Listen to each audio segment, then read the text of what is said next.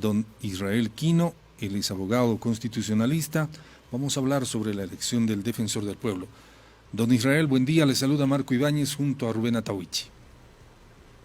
Estimado Marco, Rubén, muy buen día, agradecido por la comunicación, un cordial saludo a la audiencia de La Razón en todo el país. Israel, ¿cómo está viendo este proceso de elección del defensor del pueblo?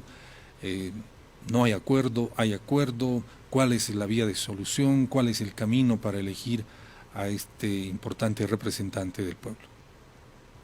El oficialismo, Marco, está obligado a pactar y generar un consenso para la elección de la nueva o del nuevo defensor del pueblo, porque la cantidad de votos que en este momento tiene, 111, no le va a bastar para que alcancen las dos terceras partes de el proceso de votación que necesita el movimiento al socialismo, ¿no?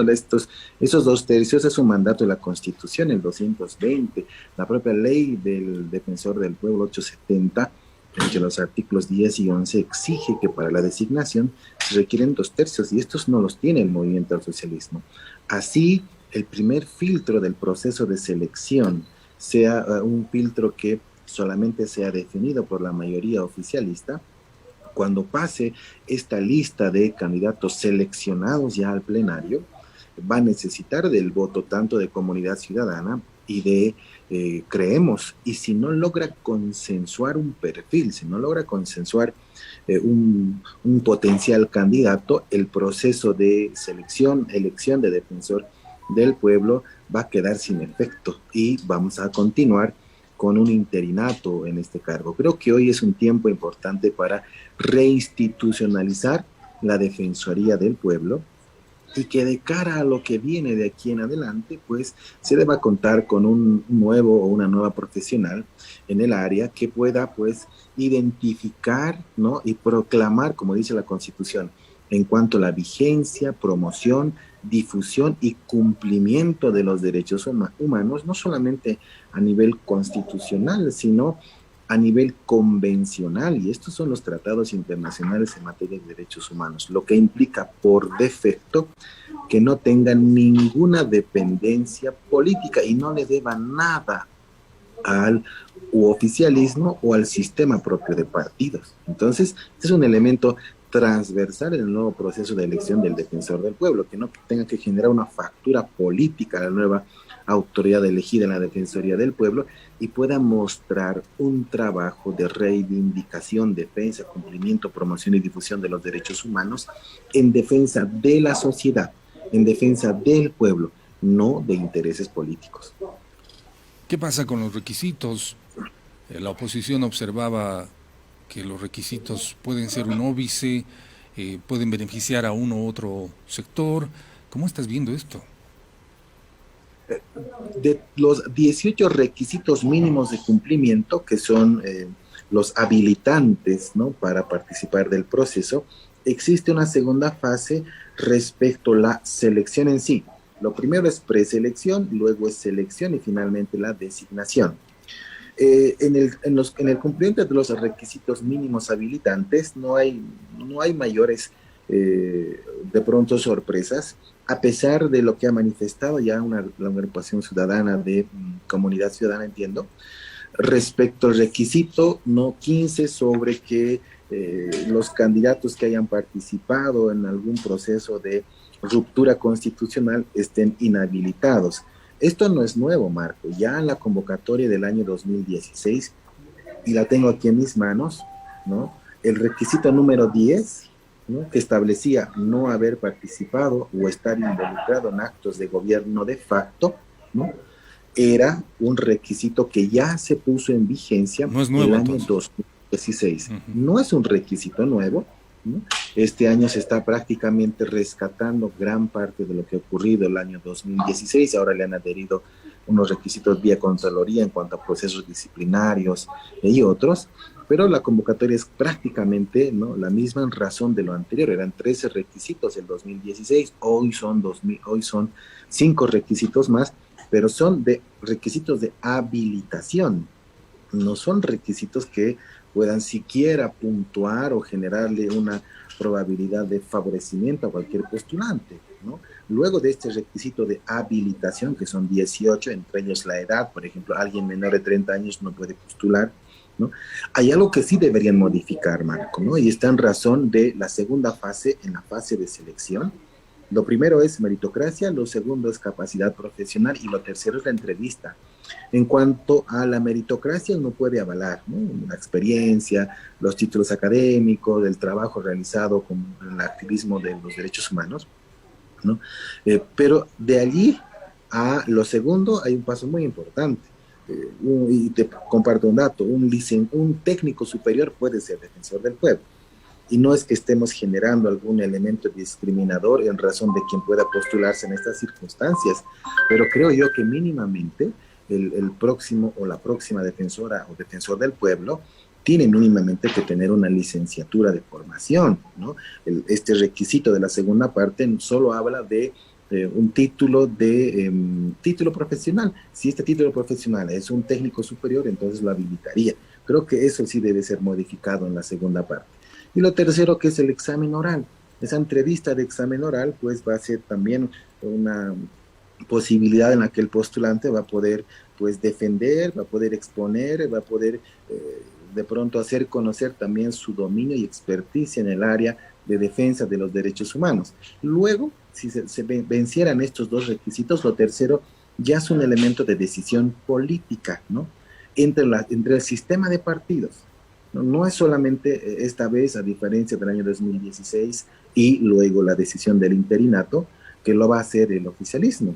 Hoy necesita del sistema de partidos el movimiento del socialismo, tanto de comunidad ciudadana como creemos, le restan 15 votos al movimiento del socialismo para consolidar los 2/3 requisito constitucional para elegir al nuevo defensor del pueblo. Ahora también se cuestiona a los integrantes de la comisión calificadora.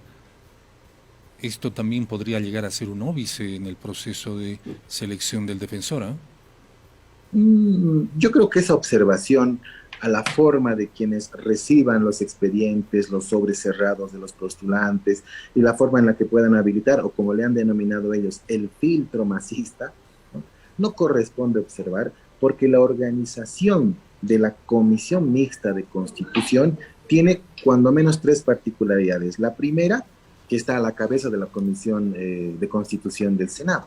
Es el primer requisito. ¿Por qué razón? Porque los senadores son la representación territorial, ¿no?, del Estado, del pueblo, reflejada en el Senado. Por eso encabeza la Comisión de Constitución. Segundo, que es mixta porque la conforma el propio sistema de partidos.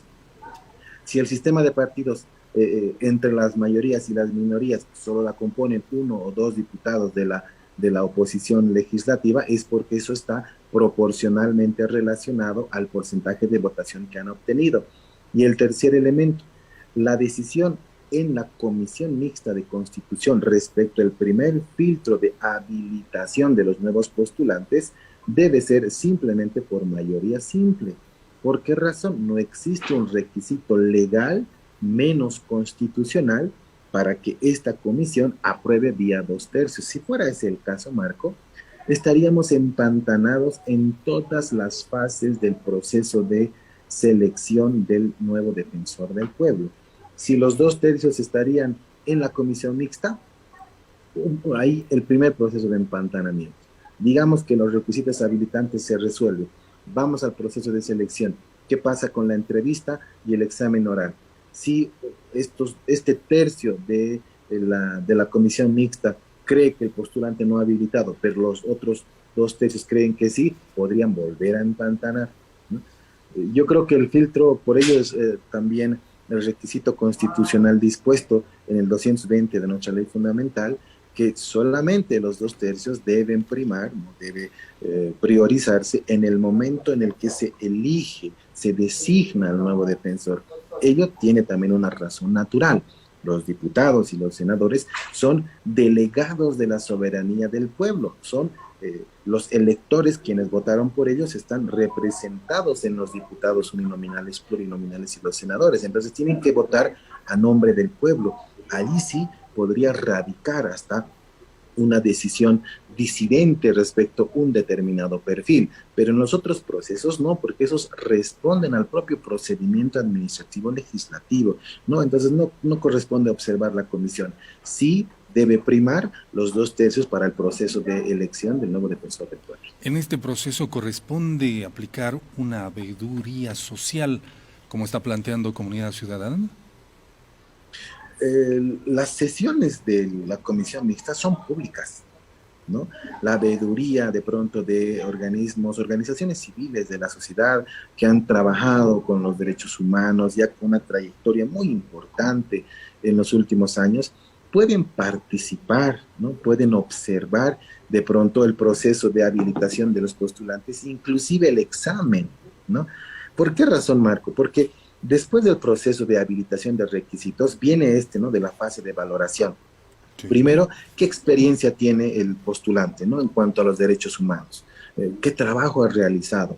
¿Fue parte de la Defensoría del Pueblo? ¿Fue parte de la Asamblea Permanente de Derechos Humanos? ¿Fue parte de organismos no gubernamentales en defensa de los derechos humanos? ¿O ha trabajado, ¿no? En activismo social desde los derechos humanos? ¿O ha trabajado con poblaciones vulnerables? Ahí se acreditará la experiencia profesional que las propias organizaciones de la sociedad civil pueden participar y ver. El segundo elemento de la capacidad profesional ya pues será una valoración de los logros y los títulos académicos, lo que no significa que la cartoncracia también deba primar. Pero en el momento en el que rinda examen el postulante, allí se va a ver el dominio y la experticia en el tema. Finalizada esta etapa, Marco, existe, ¿no? Y eso lo dice el reglamento, un periodo de impugnaciones, ¿no? A los postulantes. Allí es donde las organizaciones, donde las organizaciones no gubernamentales, miembros de la sociedad civil o cualquier ciudadano puede impugnar la habilitación de determinado postulante, ¿no? Que evidentemente pues no sea una persona que meritocráticamente pueda ni siquiera postular a este cargo u otros, ¿no? Ese es un tema también que se lo tiene que ver de ese modo. No se está restringiendo el acceso a la participación y el control social desde la sociedad civil, pero cuando identifiquen un elemento de pronto en determinado perfil que no responde o que no debería responder a el perfil mínimo necesario habilitante para el nuevo defensor del pueblo, pueden impugnar esa habilitación. La impugnan, presentan la prueba y la propia comisión deberá resolver si da curso o no da curso. Este reglamento no está restringiendo la participación o las posibilidades de impugnación de nadie. Al contrario, cuando vean a alguien que consideran que no debería estar en ese cargo, pueden presentar una impugnación, hacerla conocer al Pleno del Consejo de la Comisión Mixta de Constitución y ellos podrán definir una posición al respecto. Lo importante es adjuntar prueba, ¿no? En los procesos de impugnación, en las últimas convocatorias, Marco, ya sean para magistrados, altos magistrados del órgano judicial, al mismo tiempo del fiscal general, ¿no? Hay gente que por una animadversión personal, por dañar la honorabilidad del postulante, impugnan y generan un daño a la imagen, a la honorabilidad, al prestigio profesional del postulante. A eso no se debe, no se debe incurrir en ese tipo de valoraciones subjetivas, pero si hay elementos de prueba, entonces pueden impugnar la habilitación de determinado postulante. Llegar a un acuerdo político en la Asamblea Legislativa es clave. Es más, puede ser un termómetro para la elección de futuras autoridades, ¿no es así? Es un examen para el MAS. ¿Se podrá llegar a ese acuerdo? En tanto y cuanto existan los perfiles que garanticen, ¿no? Una posibilidad de congregación, de congregar a las fuerzas políticas. Si el postulante tiene un perfil de credibilidad pública respecto el oficialismo, respecto a la oposición, puede convencer a ese tercio que tiene la oposición en este momento de unas posibilidades de garantía en el ejercicio de la defensoría como defensor del pueblo para garantizar transparencia, imparcialidad y no dependencia política. Si la lista de perfiles que habilite el movimiento al socialismo, porque tiene la mayoría, por supuesto que no signifique que sean afines los postulantes que sean habilitados, ¿no? Si entre esa lista no contempla cuando menos un par de perfiles que tengan una suerte de o afinidad o acercamiento o garantía por lo menos de imparcialidad y complementariedad democrática respecto al sistema de partidos, entonces se va a empantanar el proceso. Si toda la lista de pronto de habilitados no se excluye por poner solamente subjetivamente una valoración a quienes no tienen, ¿no? O quienes no son observados debidamente por el oficialismo, en ese momento se excluye, ¿no?, a determinados perfiles con quienes de pronto se tenga cierto tipo de diferencias políticas, entonces la lista no garantiza de pronto un nivel de imparcialidad. Si incluyen absolutamente a todos, sin ningún tipo de, obviamente cumpliendo los requisitos, sin ningún tipo de valoración política, ya al momento en el que se defina el perfil, pues se tendrá un acercamiento importante de consenso político. El ser oposición no significa oponerse a todo lo que diga el oficialismo. La oposición, tanto el oficialismo, tienen que generar procesos de apertura de complementariedad democrática. ¿Y cuál sería el efecto si no logran consensuar? Van a continuar con un interinato en la Defensoría del Pueblo que hoy está duramente criticando el sistema de partidos, la sociedad civil, ¿no? Entonces, creo yo que es un momento importante para poner un alto al interinato y de allí en adelante elegir un nuevo perfil, un nuevo postulante, un nuevo defensor del pueblo que garantice imparcialidad, pero sobre todo que comprometa ese perfil, esa elección, la independencia institucional de la Defensoría respecto al poder político. No importa quién esté en el poder político, si es la izquierda, la derecha, el centro izquierda. El defensor del pueblo defiende a la sociedad, no así a los intereses del poder político. Israel, muchas gracias. Agradecemos tu gentil colaboración, participación acá en La Razón Radio. Estimado Marco, muy buen día, agradecido siempre y honrado de participar en este espacio. A la audiencia, bendiciones a sus hogares. Buenos días. Igualmente, bendiciones. Interesante el análisis de Israel Quino.